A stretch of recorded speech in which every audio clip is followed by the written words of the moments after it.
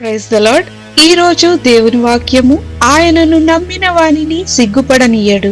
ఆ హేతువు చేత ఈ శ్రమలను అనుభవించుచున్నాము గాని నేను నమ్మిన వాణ్ణి ఎరుగుదును గనుక సిగ్గుపడను. 2 తిమోతి పత్రిక 1వ అధ్యాయం 12వ వచనం.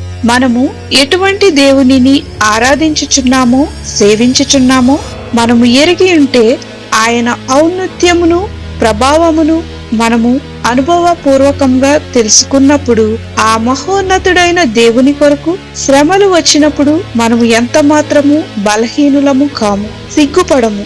ఎందుకనగా మన ప్రభువైన యేసుక్రీస్తును గూర్చిన సంపూర్ణ జ్ఞానమును అవగాహనను కలిగి ఉన్నాము గనుక మనము ఆయనను గూర్చి శ్రమలు అనుభవించినప్పుడు మనము ఎంత మాత్రము సిగ్గుపడము. ప్రార్థన.